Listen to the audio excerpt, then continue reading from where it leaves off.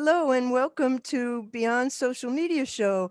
I'm BL Ackman and I have the honor of being here today with Dr. Michael Solomon, who quite literally wrote the book on understanding consumers.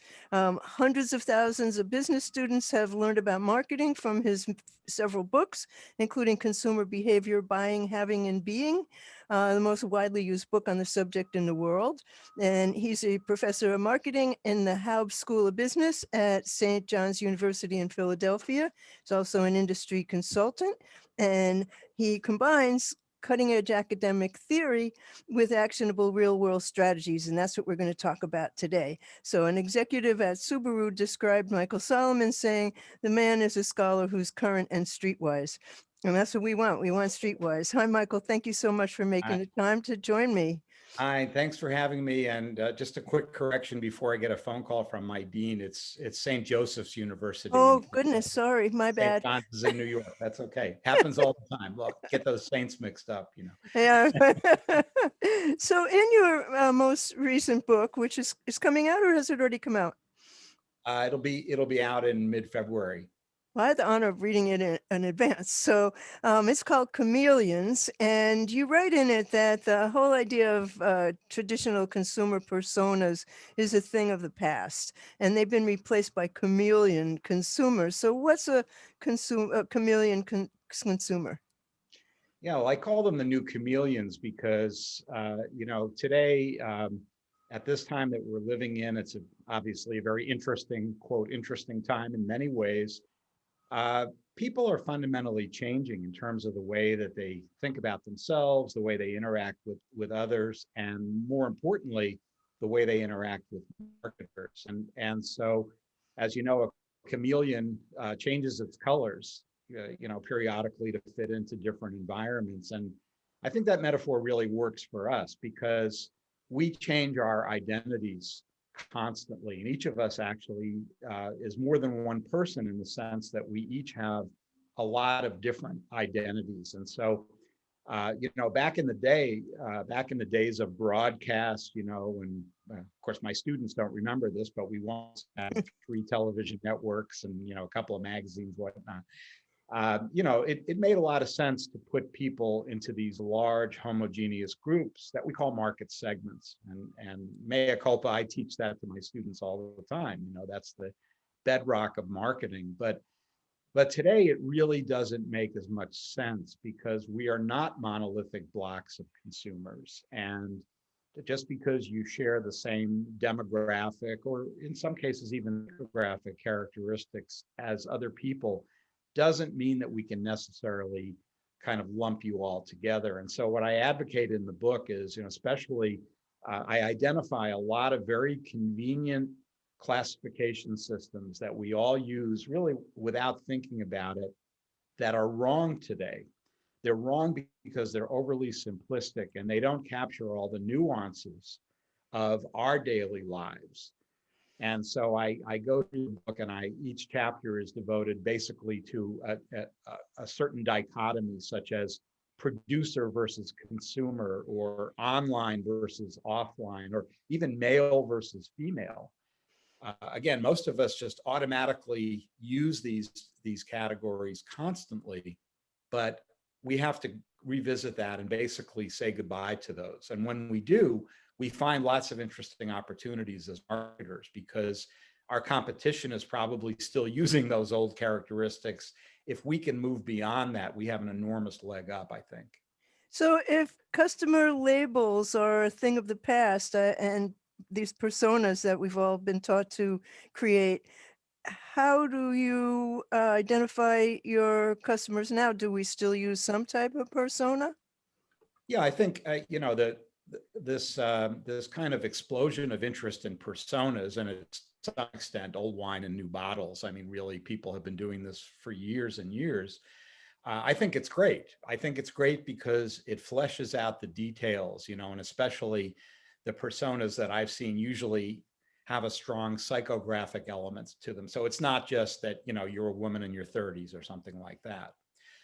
So I say, don't throw the baby out with the bathwater. I'm not advocating that we stop using them, but you can also be a victim of your own persona because the persona doesn't necessarily recognize that that ideal consumer actually is not the same person as he or she, makes their way through their day. So at the least, I would advocate maybe generating multiple personas and at a minimum, basing it on occasions.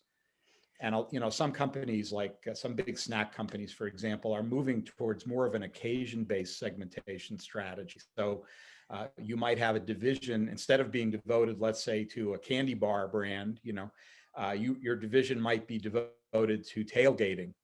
And so when people are tailgating, before a football game, they have a very different kind of identity and a different set of needs than that same person who, let's say, is on a first date at a fancy restaurant.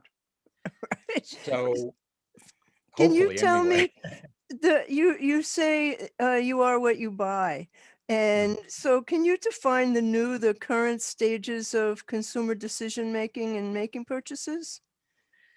Yeah, well, it's a lot more complicated than it used to be because really for 60 or 70 years, we've had a lot of research that confirms that under certain circumstances, people go through a very systematic set of steps when they make a decision.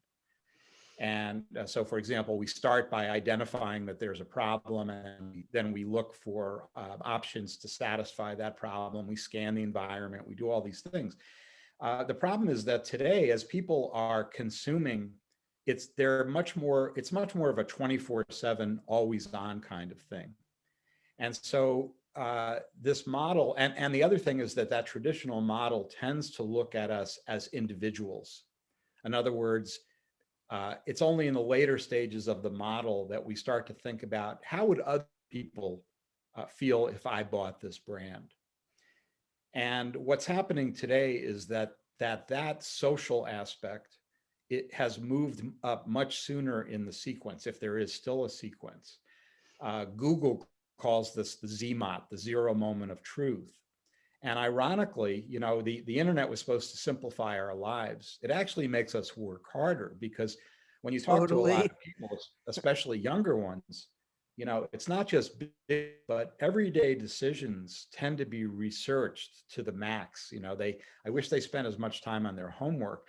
Um, so even if it's something like what movie to see or what restaurant to go to, there's an enormous amount of pre-search that's going on as people check with their social networks. They check into Yelp or maybe YouTube to get product reviews and all of these things. And so um, a lot of retailers especially have this, I think, outmoded idea that when a shopper walks into their store, assuming they've opened up again, when a shopper walks into their store, they're undecided. And that often is not the case. So what's happening is that in many cases, when consumers walk in the door, they've already researched the options. And now they're just going to you, whether offline or online, they're going to you just to make the purchase and get the product. So if you think you have until then to really, put on the sales efforts and all that, you're probably missing the boat. So in general, we have, what I call in the book, a hive mind. And any of your viewers who are Star Trek fans will Yep. recognize that. Borg, the hive, but what it means is that and again, especially for younger people, but not just for younger people, they're constantly connected with others. They're no longer individual decision makers because they're constantly tapping into this feed that tells them, oh, I hate this, I love that, you've got to check this out. And so, this traditional model that we've built so many of our strategies on really has to be revisited in this age of consumer chameleons. So what are some of the ways that marketers can get out of the traditional thinking and into this new way of looking at consumers? And I also wonder, what kind of impact is COVID and the lockdowns and the whole situation we've been in had on the way people buy? Yeah, well, those are two very important questions. First, well, let me answer the first one first. And I think, there's no one answer in marketing. There's never one answer, right? There's both high tech and high touch answers there.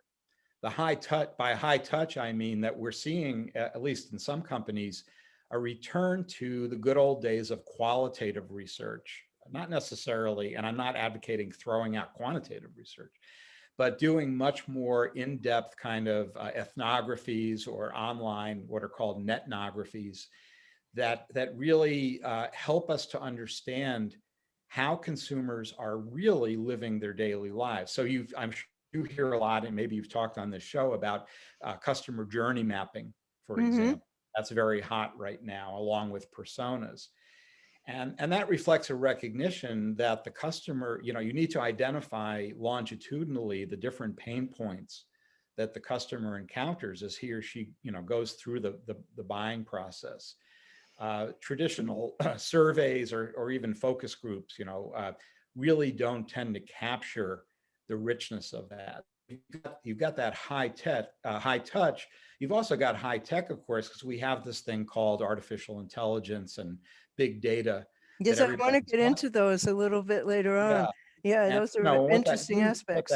what that means is because we've become such digital animals, of course, and of course there are huge ethical issues around privacy and so on that I don't want to minimize. But as I'm sure you know, it's possible today to talk pretty realistically rather than about big market segments, to talk literally about markets of one, where every consumer becomes their own market segment.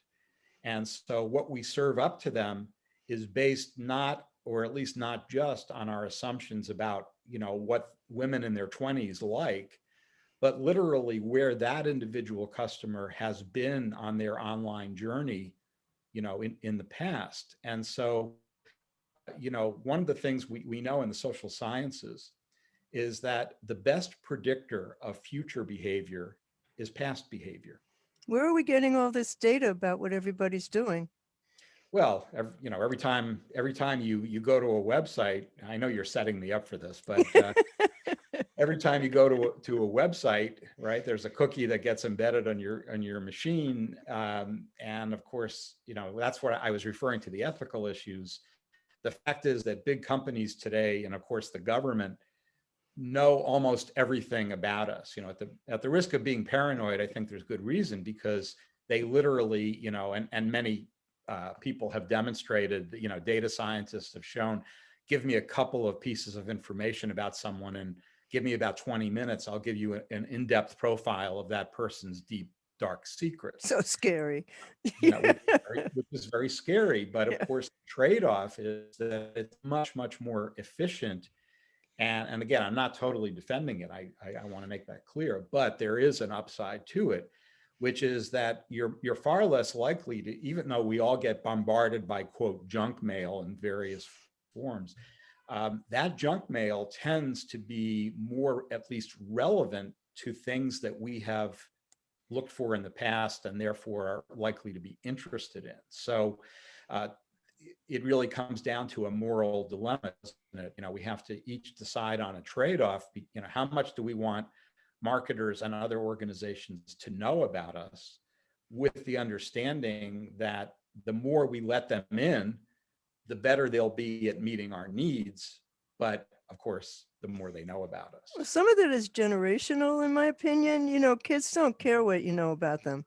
I mean, otherwise they wouldn't be putting some of the stuff they put online. But Yes. I think that there's some paranoia in older generations, and I want to get a little bit into that as well. But let's go back to, how has COVID impacted this? How has all this Oh, lockdown and, the way we have to live now, how has this changed the right, way we shop, right. besides So making it happen more often? yeah. Well, there are obviously some profound changes going on, but for the most part, those changes are not new changes that were originated with the pandemic, rather than, except maybe elbow bumps replacing handshakes or something Yeah. like that. Um, but what you see is that most of these fundamental changes were occurring already before the pandemic. But what a pandemic or something like this does is it tends to exacerbate things that were already happening. So I'll give you an example: automation in retail. This is a conversation we've been having for a number of years, as it became clear that in the very near future, and in fact now to a large extent, many jobs can be replaced by robots. Whether it's self-driving trucks or whether it's automatic checkout in stores, sales bots, and on and on. But a lot of people were pushing back against that, especially people whose livelihoods would be threatened, by automation. Well, the pandemic hits. What we find now is that the public's willingness to deal with automated salespeople, checkout people, et cetera, is much higher, because now they have been forced to recognize that, hey, these computers don't catch the same viruses that you and I do. And they do catch viruses, but they're not contagious in that sense.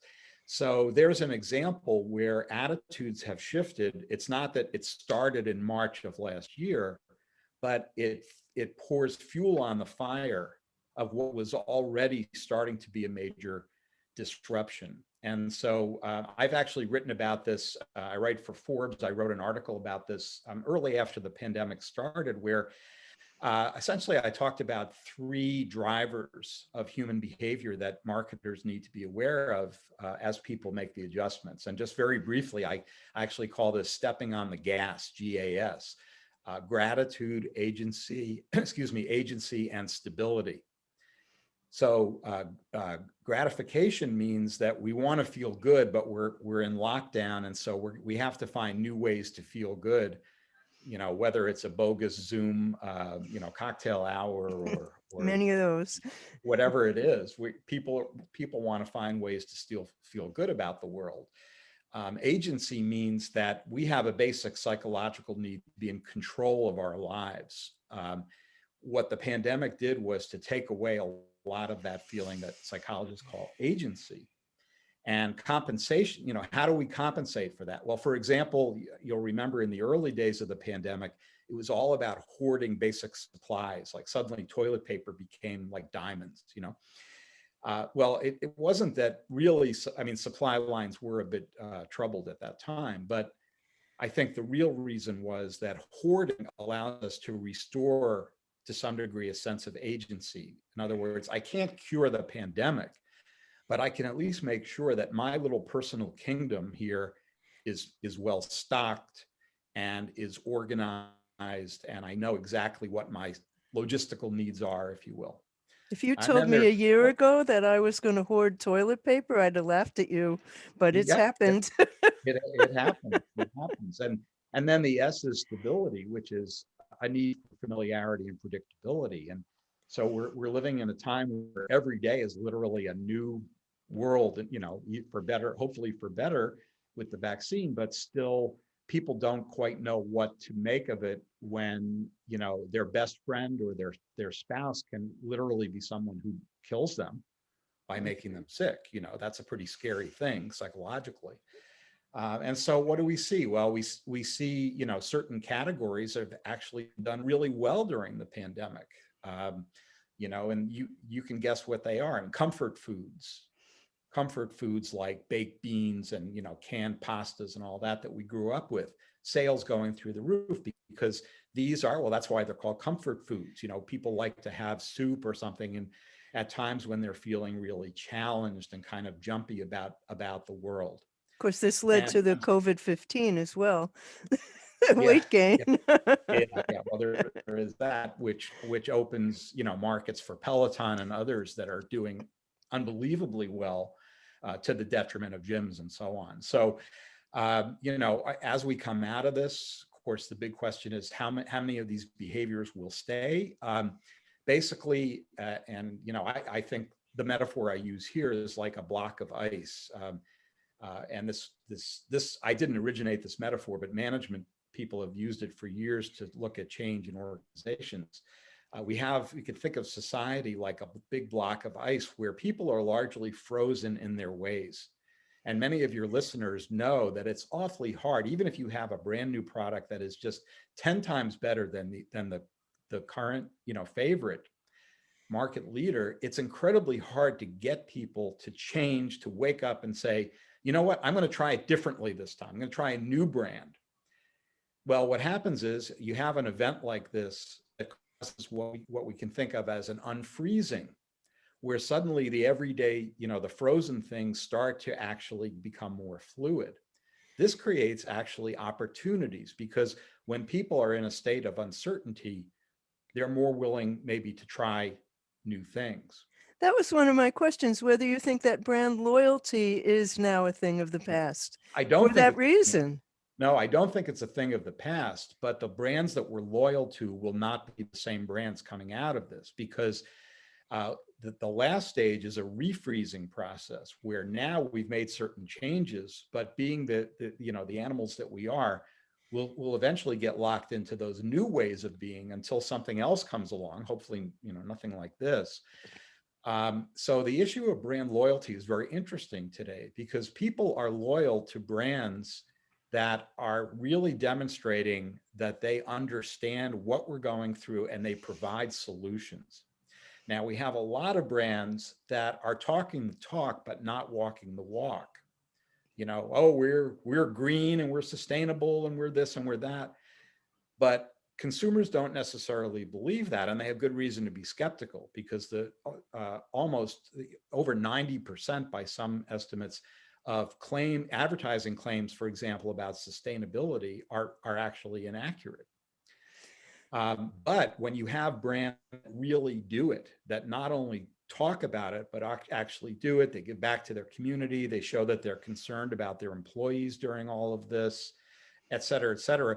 These are the ones that are going to come out the big winners when we emerge at the other end. You say in the book that influencers are the new prophets of commerce. What do you mean by that? Well, one thing I like to talk about is that ironically, even though many people around the world are in a very bad way in terms of poverty and hunger and all of that, and I don't mean to minimize that, but in the developed world, in many cases, our biggest problem is not too little choice, but rather too much. We have too many options, and psychologists refer to this as hyper choice. And there's research that demonstrates that, ironically, when you give people too many choices, they make bad decisions. They get overwhelmed. They say, I just can't deal with this.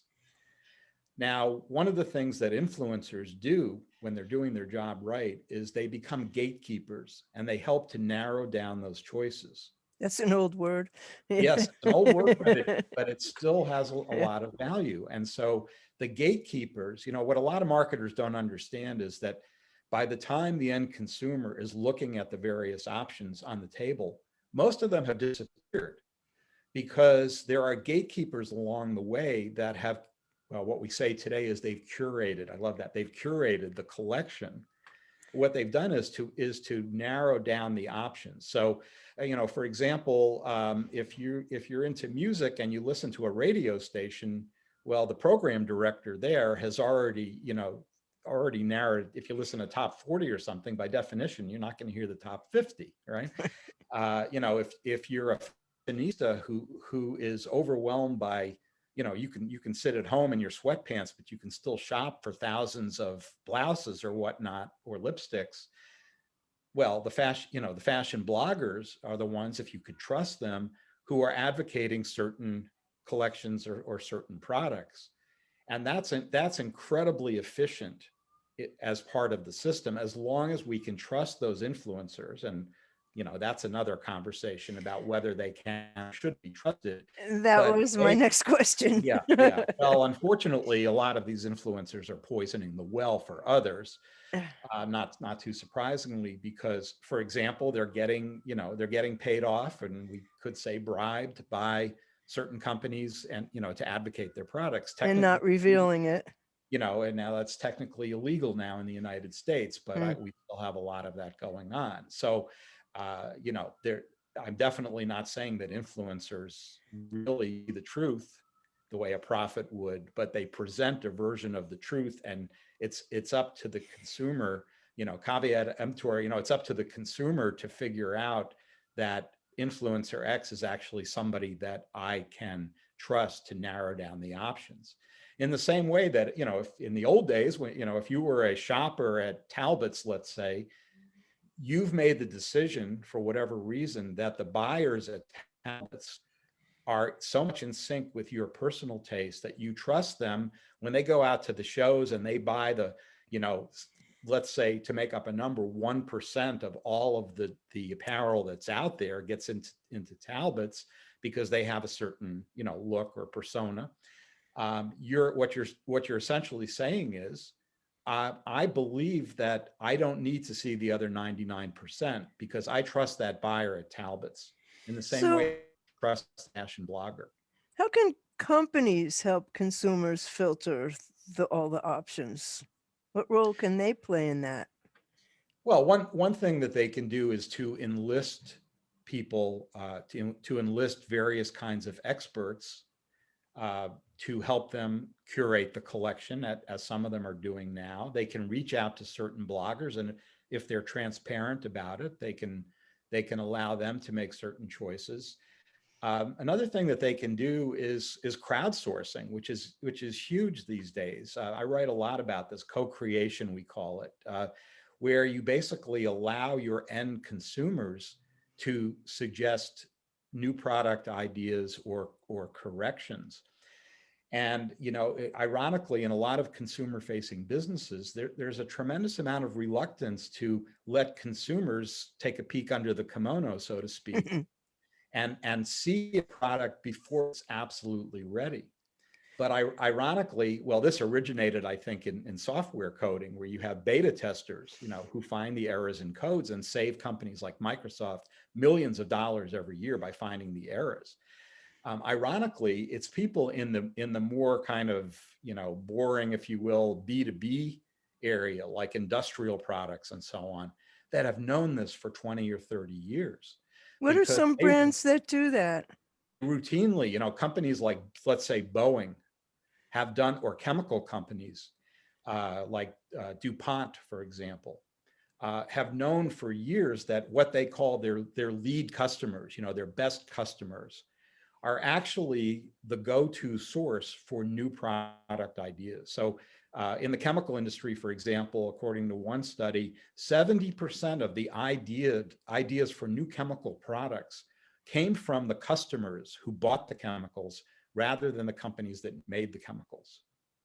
And so if we can take that perspective and bring it over to the B2C world, we can see that your best customers are your best and most underutilized asset. That is a really interesting point. I'm wondering, you also talk about in the book buying horizontally. Can you explain what that means? Sure, I'll try. Yeah.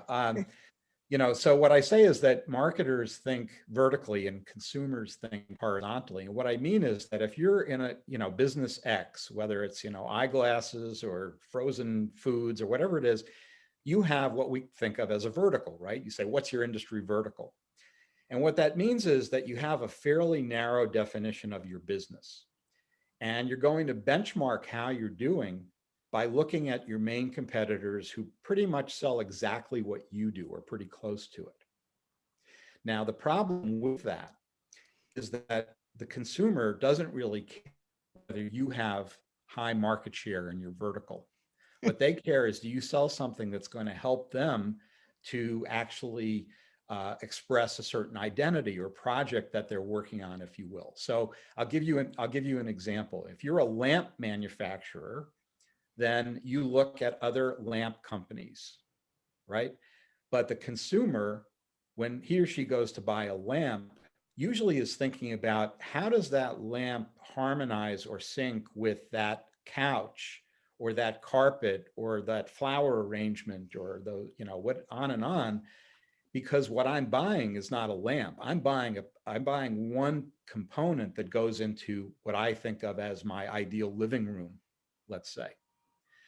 So if you think horizontally, which is to say, from the point of view of the customer, you say to yourself, well, if the customer has bought, let's say, this style of carpet and this style of couch, then that tells me something about the lamp that they'll be looking for, because they have in their minds, and maybe they got it from, reading Architectural Digest or something, but they have in their mind an image of a completely furnished room. And that's the case for many different kinds of businesses, like apparel, for example.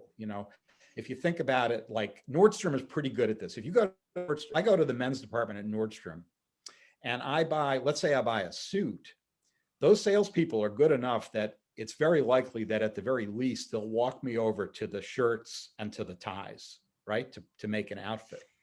But even they don't go far enough, because what they should be showing me is shoes. They should be showing me a cologne. They should be showing me a briefcase. A They should lifestyle. be showing me a watch, maybe even a car, who knows.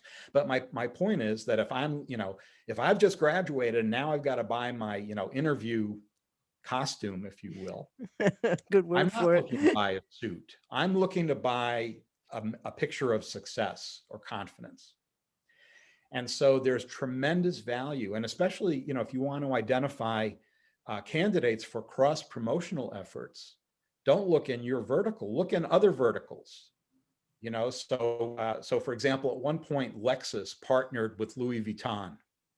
You would say, well, they don't make anything that's the same. Well, what they did was Louis Vuitton made some bags, some leather bags that were custom designed to fit in the trunk of one of the Lexus models, with the understanding, obviously, that using traditional segmentation here is no brainer. The same person who buys that expensive Lexus is probably going to be looking for upscale leather goods as well. And so that's not rocket science, but it tells you that again, if thinking horizontally across verticals, you're able to partner with companies that you wouldn't have maybe thought of before. I think that IKEA is good at that, because when you go in the days when you could go into an IKEA store, Yeah, they would show you how all of the things went together. absolutely. I Yeah, can think of their bedrooms. very Yeah. few stores that are like that, but a lot of fashion now is like shop the look. They'll show you how things look together, and Yeah. if you're already there and you like the brand, that's definitely helpful. You also talk about social scoring Mm-hmm. and the impact that it has on choice. I mean, I see people walking around in the drugstore on their phone going, "Do you want Tom's toothpaste or should I get the Colgate?" I mean, is that social scoring? Or is that just social shopping?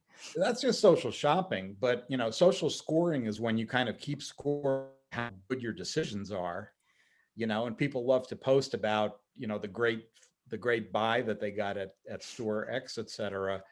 And it also refers to all of these platforms that rate reviewers, for example. So for a lot of people, they're motivated to get a high score, because it means they have a lot of social capital, because they've demonstrated that they not only make recommendations, but that people follow them. So it's easy for each of us to say, you should buy X, Y, and Z, but consumers don't listen necessarily to me saying that. They might listen to you saying that. So social scoring is about being aware of where you stand. And again, it can get kind of nightmarish and dystopian, where, there have been some sci-fi shows like Black Mirror that talk about people who have been disqualified from participating in society because their score goes down. That actually exists in But China. yeah, we're seeing that exactly in Yeah. China, where they're scoring that entire country now. And most Americans aren't aware of what's going on there, but we could be seeing that next. And again, there's a trade-off, because you do get rewarded for being, I guess, an expert in some way, but it's also going to dictate what's available to you. And so if you don't have a good enough score, for example, you can't go into the express line. You've got to go into the local line at the supermarket, things like Yeah, that. you can't apply for certain jobs. You can't live in certain places in the Black Mirror episode, which was Exactly. Yeah. horrifying. And that Black Mirror episode, unfortunately, is not just science fiction, like you were saying in China, Yeah, I going on mean, right really. now. Yeah. So you also talk in the book about gaming and its role in shopping and advergaming. Oh yeah. I'm not quite sure I can give some examples of that. Can you? Well, advergaming specifically refers to placing advertisements in video games. And that's become a very, very big deal. If you don't play video games, I don't, but I don't either. if you do, in the old days, if say you were racing around an oval track, there would be fake billboards there, or like at a ballpark, it would be for fake, products. But now they're all going to be real products. And so, advergaming is part of a broader trend, if you will. If you think about product placement, for example, which has now become a multi-million or billion-dollar business of placing real brands in Broadway shows and novels and movies and TV, et cetera. What it means is that we're being immersed when we think that we're immersing ourselves in kind of a fantasy experience, like we're watching a sitcom. What we're doing is actually learning about a lot of brands in there. And that is very effective in many cases because we let our guard down. In other words, when consumers are watching what they know to be an ad, and in the old days, we knew when it was an ad, we do what's called counter arguing. In other words, when when the model says you should chew this gum because it tastes delicious, you might say, yeah, but my friend tried it and said it tasted like old shit. So you're always, or my aunt died from smoking cigarettes. How can you say that they're healthy, or whatever it is? But the problem is when you don't label something specifically as an ad, because it's blending, and that's another dichotomy that I talk about in the book, which is kind of reality versus a branded reality or fantasy. You are accepting that your counter argumentation is not likely to happen because your red flag hasn't gone up that says they're trying to sell me something, and I've got to think of reasons why they're wrong. That's Because so interesting. if I see the protagonist in a show that I really admire, the superhero or whatever, and he's drinking, this brand of soda, well, it's not an advertisement per se, but it's making that connection. And that is extremely powerful. And the problem in our society, the problem is we no longer have those boundaries that tell us, for example, in a newspaper, or you think that the editorial page is subjective and the news part of it is supposed to be objective. Now we can argue about fake news. Yeah, and we all can that, argue about that all day. Yeah.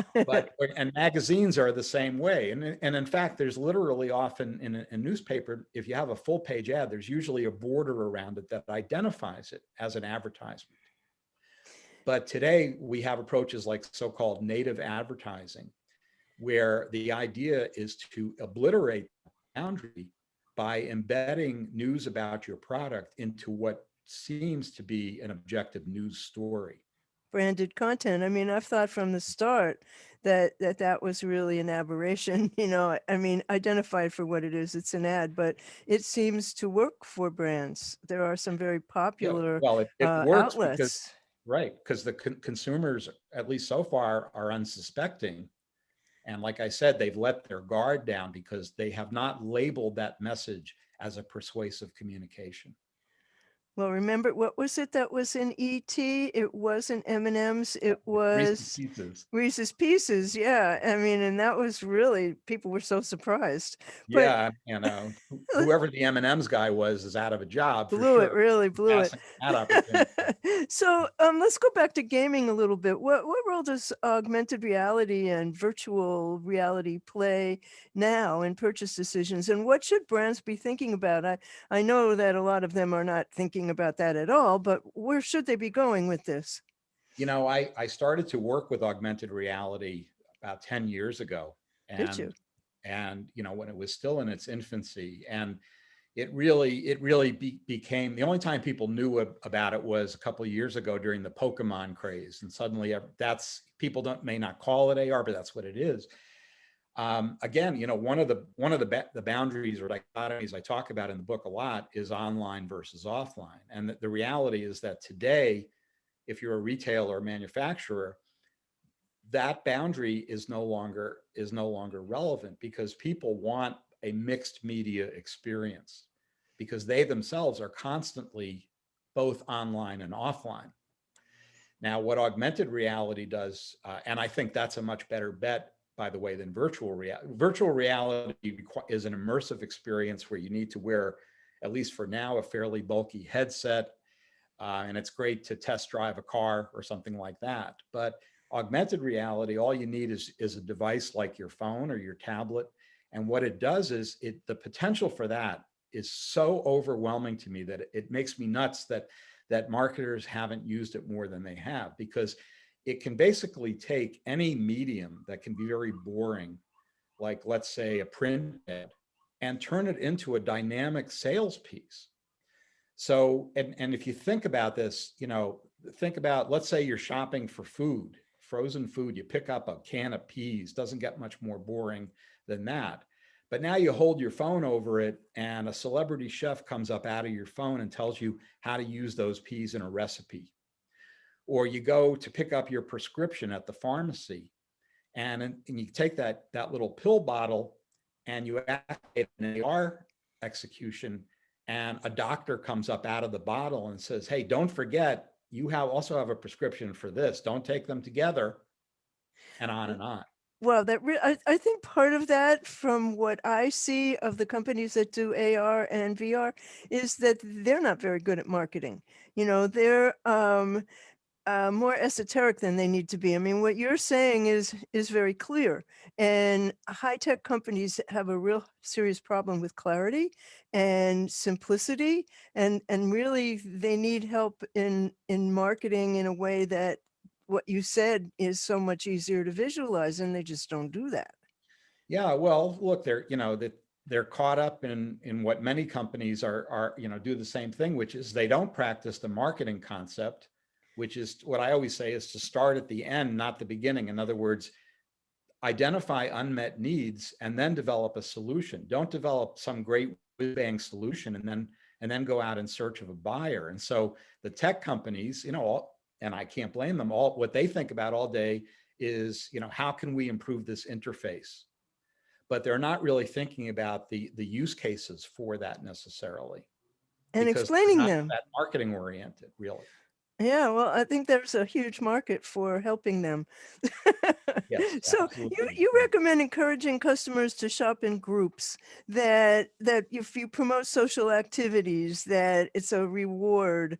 How do you do that when we're in a pandemic? Well, even if you're shopping online, you can shop in groups, right? And we're seeing more and more technology. Sometimes it comes under the rubric of social shopping, that allow you to basically simulate, in the old days, going out with 3 girlfriends for the afternoon and having lunch at the mall and doing whatever you do. You can do that today on some platforms. Let's say, for example, you're getting a bridal gown, and your bridesmaids are all over the world. Well, you can have it. It may not be as satisfying, but you can do a dreaded Zoom call where you at least share it in that sense. But looking down the road to when we do go back to physical shopping, it's going to look quite different. But basically, whatever you can do to encourage people to be in groups is very positive. One reason, there are several reasons. One is, we know from a lot of research in psychology that people make riskier decisions when they are with others making that decision. So they get empowered by other people to do things that they wouldn't normally do. When you go to costume parties, you see when people are in a group, they do crazy things that they wouldn't otherwise do. That's That one reason. applies to shopping? That absolutely applies to shopping, because it's very possible. For example, you go with 3 girlfriends and you're gonna, I don't know, you can tell I'm a clueless guy, I'm gonna make this up.